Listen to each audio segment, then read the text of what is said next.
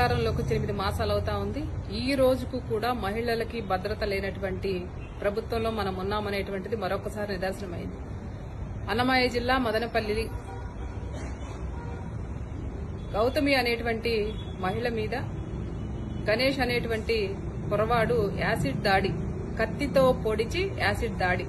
నిజంగా ఎంత బాధాకరం అంటే ఈయన ఎవరో కాదు, మళ్లీ కదిరి ఎమ్మెల్యే గారి తాలూకు అనేటువంటి చెప్పుకునేటువంటి మనిషి కొడుకు ఈ గణేష్ అనేటువంటి వ్యక్తి.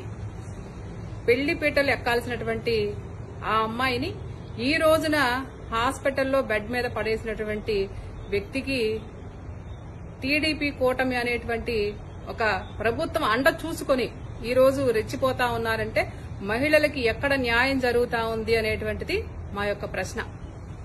ఈ రోజు హోమ్ మినిస్టర్ గారు ఎక్కడికి వెళ్లిపోయారు?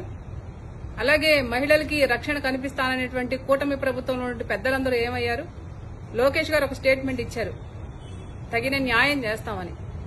అసలు మహిళల మీద అఘాయిత్యాలు కానివ్వండి, యాసిడ్ దాడులు కానివ్వండి, ఇలాంటివన్నీ చేయడానికి భయపడేటువంటి కార్యక్రమాలని మీ కూటమి ప్రభుత్వం ఎందుకు తీసుకురావట్లేదు అనేటువంటిది నేను అడుగుతా ఉన్నా.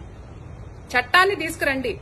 మహిళల మీద దాడి చేయాలన్నా, మహిళల్ని ఇబ్బంది పెట్టాలన్నా భయపడే విధంగా కఠినమైనటువంటి చట్టం అనేటువంటిది ఉంటే భయపడతారు.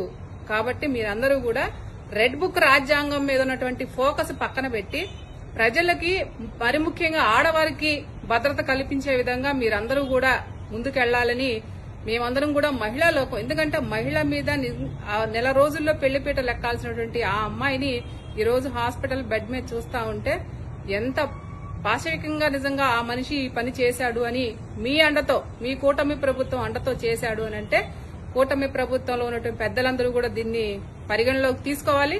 ఆ అమ్మాయికి న్యాయం చేయాలి.